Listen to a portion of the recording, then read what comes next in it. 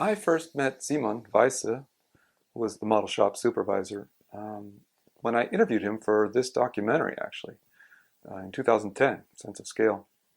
And he knew that I also built models on the side and for my own projects. So when he was looking for a crew, build together a crew for this project he had coming up, he asked me if I'd be interested, and I said, absolutely, sure. I figured it would be maybe 2 weeks doing something small, and I could help in the background, do little things. And it ended up being 3 months on the Grand Budapest Hotel, which blew my mind because I'm a big fan of Wes Anderson. And I appreciate that he enjoys using miniature effects in his films and working on all kinds of models, miniatures all over the place in that film. And it was a large crew. I was actually a very small part of the crew, watching the others, really, learning from everybody else in the model shop and helping where I could, and which is also fascinating as a filmmaker and someone who is doing a documentary on miniature effects to actually be working in the model shop. Gave me another view of how everything was being done. And yeah, they actually, when I was done, I think they kept going for another 3 or 4 months, working on even more miniatures for the film. So it was just an ongoing project of beautiful work. And yeah, it was a great experience. I learned a lot from everybody. And when I first started, I was busy making trees. That was the first thing I did when it all, before even the crew was assembled yet. I was there testing out making 8th scale trees. So it'd be like about 1.5 meters tall.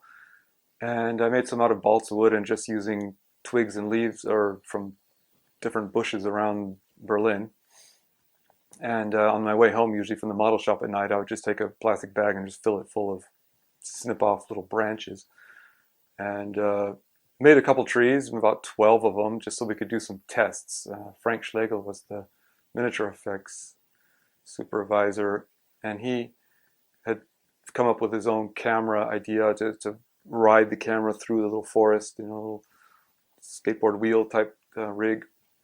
And so we were busy doing that, and then everybody else joined in, and I was assigned to make even more trees. So altogether, I think we made about 72 trees, and all roughly around 1.5 meters plus or minus, to fill up a forest basically for the ending of the film. And after that was done, I was watching a lot of the other model makers had come in, and they were doing amazing things. I was really just the small part in this crew, and so I got to help detail a lot of their miniatures and learn how things were being done. Simon was taking care of the hotel was about, I think it was 12th scale. No, 18th scale, that's right. The hotel was 18th scale because we had little cars that you could buy, die-cast metal cars that are 18th scale. So that fit in. We didn't have to make those then, at least. So he was mainly doing that along with Alex Friedrich, who started building the funicular train station and multiple other details and windows, and they were doing all that. And Holger Delfs came into a lot of the trimmings and more windows and things. And Joseph Schmidt came in and was also doing more details of the front, for the front. And so everybody was actually taking little bits and pieces of the hotel, putting it all together. And then Nico Nitsch came in. He was amazing, and I sat my table was next to him at the beginning, and his first thing was to build, not with a miniature, but they needed a front projection system for the first unit, filming with the actors.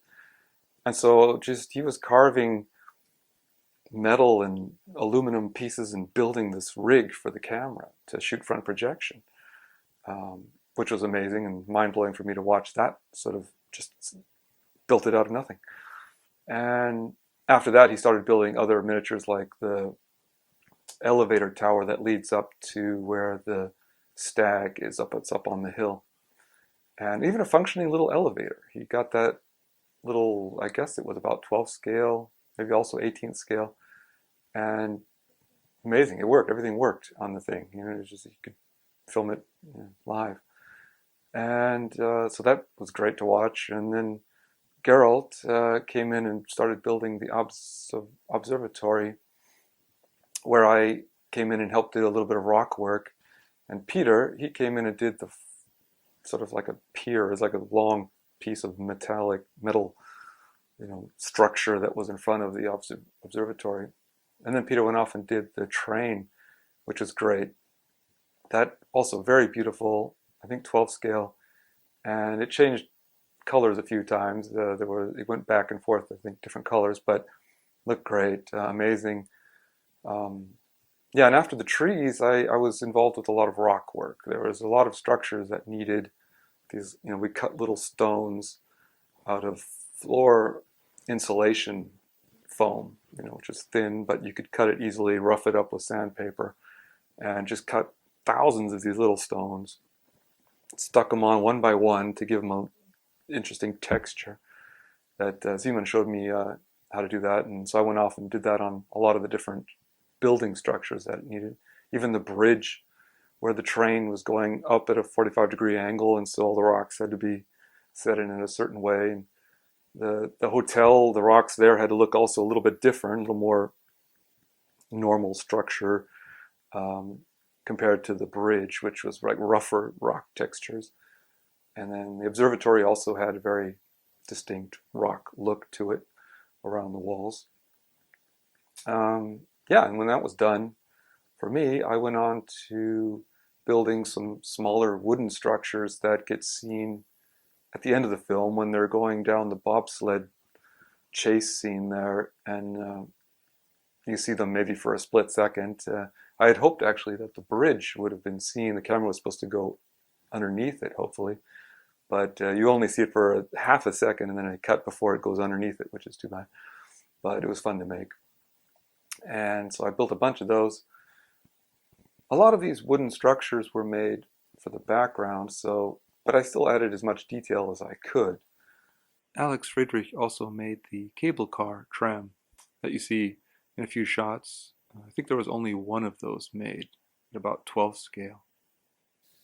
Simon also was hands-on working on a number of models. He made like a ski jump that you see in the film. There was a small version that he worked on that's in a wide shot in the film, and then he made, I think, a 12 scale version of it, very large, so that the camera could actually go down at POV and fly as if their POV of going off the edge of it. And that was a very large model. So he was always building things too, as well as supervising everybody else on the show. And I learned a lot from him.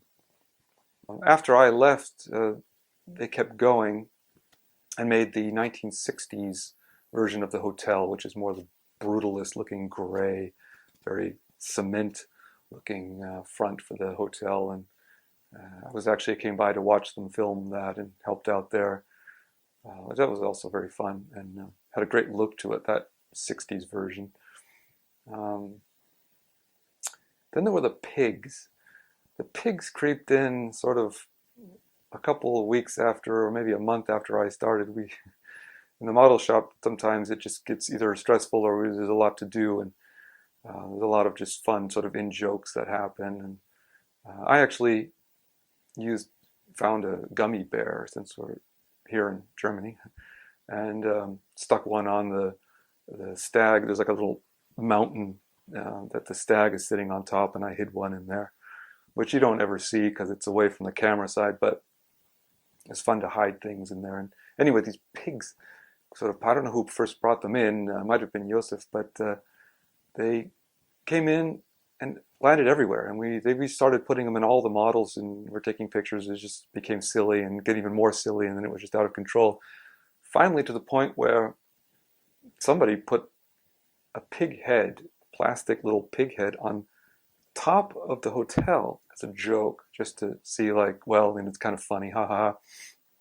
And it made it through. Nobody really complained about it, and so it just stayed there. It got painted gold, and it's in the film.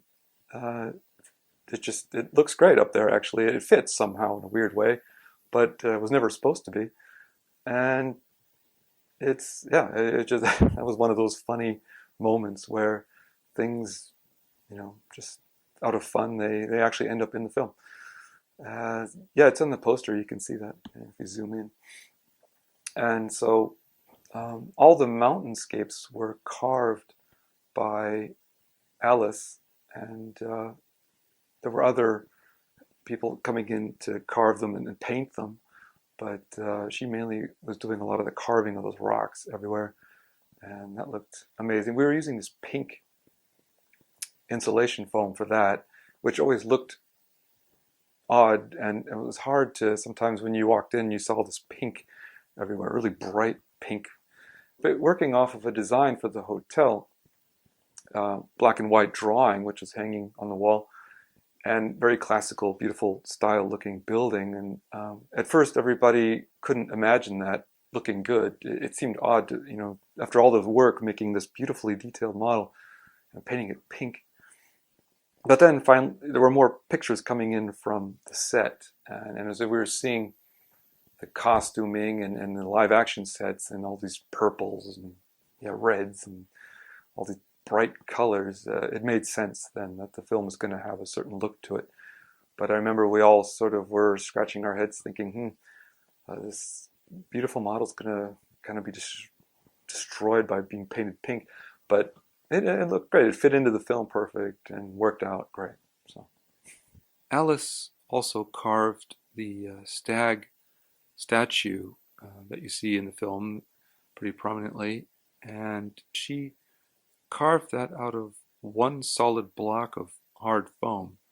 Rather than building it up and casting it out of clay or something, she just chipped away and sawed away and sanded away at this one block for a few days and created this beautiful piece that's kind of iconic for the film.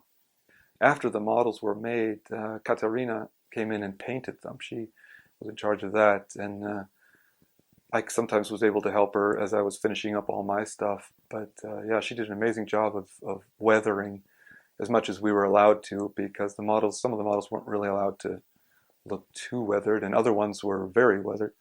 So she did a great job painting everything, bringing it all to life.